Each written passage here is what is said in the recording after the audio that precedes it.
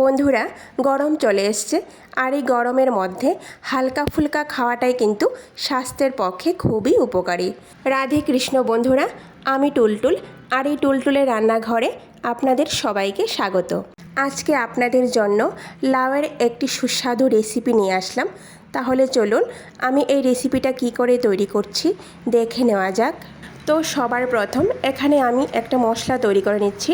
তার জন্য 2 চামচ পরিমাণ সাদা শস্যকে আমি 2 ঘন্টা আগে ভিজিয়ে রেখেছিলাম, সেটা নিয়ে নেব। আর 4 থেকে 5টা কাঁচামরিচ নিয়ে নেব।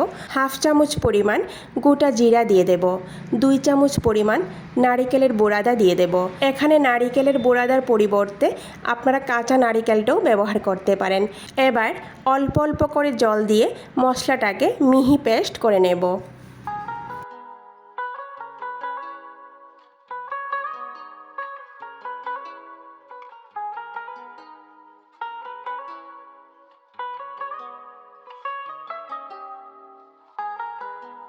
দেখুন বন্ধুরা, মশলাটা পেস্ট হয়ে গেছে। এবার একটা সাইডে রেখে দেব। লাউয়ের সবজি তৈরি করার জন্য এখানে আমি একটা ছোট লাউ নিয়ে নিয়েছি। আর লাউটা কিন্তু খুবই কচি লাউ। এবার লাউয়ের উপরের খোসাটা আমি এইভাবে ছাড়িয়ে নেব। বন্ধুরা, যারা লাউ খেতে পছন্দ করেন না, ওরা কিন্তু একবার এইভাবে রেসিপিটা তৈরি করে খেয়ে দেখতে পারেন। ভীষণ মজা হয় খেতে আর খুবই স্বাস্থ্যকর একটা রেসিপি। এখানে লাউয়ের খোসা ছাড়ানো হয়ে গেছে। এবার লাউটাকে মাঝারি আকারে টুকরো করে কেটে নেব।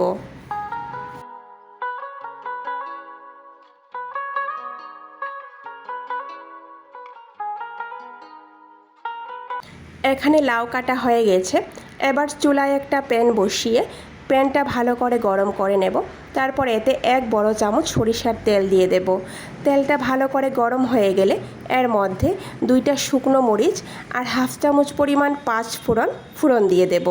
ফোড়নটাকে কিছুক্ষণ নাড়াচাড়া করে নেব। তারপর ফোড়ন থেকে যখন একটা সুন্দর গন্ধ আসবে, তখনই আমি লাউগুলি প্যানের মধ্যে দিয়ে দেব। তারপর স্বাদ অনুযায়ী লবণ দিয়ে ভালো করে নাড়াচাড়া করে কম আঁচে 10 মিনিটের জন্য ঢেকে রাখব। ফিরে আসলাম বন্ধুরা 10 মিনিট পর। দেখুন এই 10 মিনিটে লাউটা অনেকটা সেদ্ধ হয়ে গেছে। এবার খুব সামান্য পরিমাণ হলুদ গুঁড়ো দিয়ে দেব। হলুদ গুঁড়ো দিয়ে চুলার আঁচটা মাঝারিতে রেখে 2 মিনিটের মতো নাড়াচাড়া করে নেব।